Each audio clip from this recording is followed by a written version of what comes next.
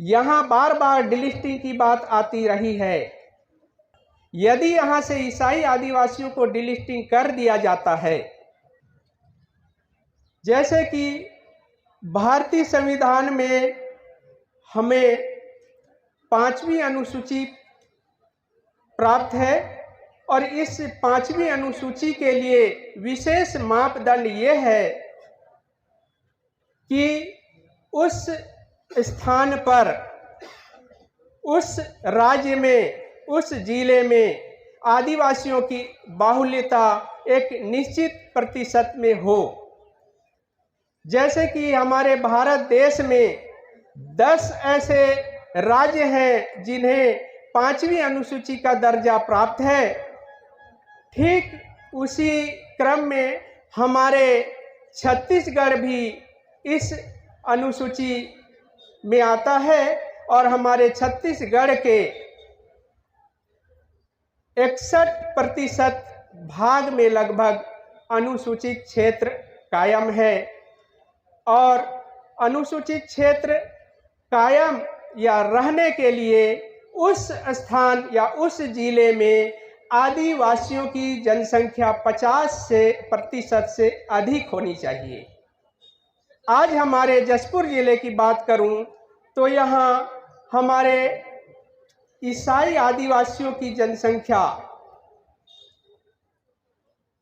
22% है तथा गैर ईसाई आदिवासियों की संख्या 40% है। इस प्रकार यदि हम देखें दोनों को मिलाकर के तो यहाँ 62% होती है।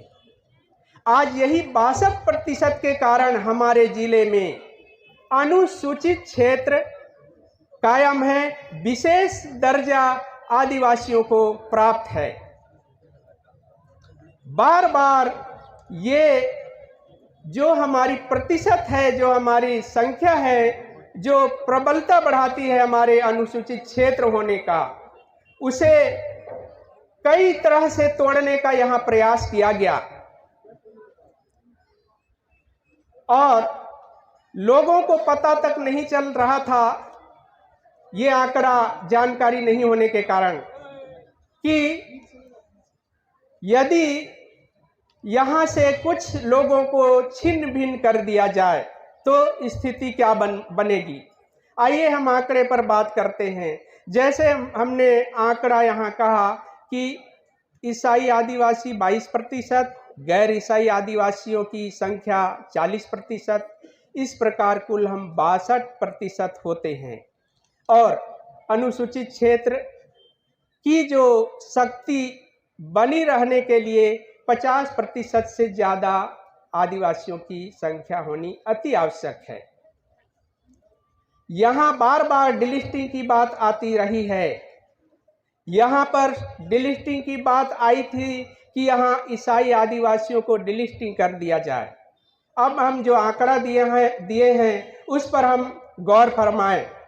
यदि यहाँ से ईसाई आदिवासियों को डिलिस्टिंग कर दिया जाता है तो कितने प्रतिशत आदिवासियों की संख्या बचेगी? 62 में 22 चली जाएगी तो बचती है 40%। अर्थात यहाँ पर आपको माने रिजल्ट आएगा कि यहाँ होनी चाहिए 50% से ज़्यादा अनुसूचित क्षेत्र के लिए, लेकिन यहाँ 22 को हटाने का प्रयास किया जा रहा है ताकि यहाँ 50 से कम हो, अर्थात 40 बचते हैं। तो क्या ये अनुसूचित क्षेत्र रह जाएगी? यदि अनुसूचित क्षेत्र नहीं रहेगी तो आज जो हमारे यहाँ से विधायक बनते हैं, सांसद बनते हैं, सरपंच बनते हैं, जिला पंचायत अध्यक्ष बनते हैं, मंत्री बनते हैं, आज यहाँ से मुख्यमंत्री भी हमारे आदिवासी हैं। आज यही अनुसूचित क्षेत्र होने के कारण यहाँ से मुख्यमंत्री हैं, वरना मुख्यमंत्री हमारे लोगों को आज वो चुन ही नहीं सकते।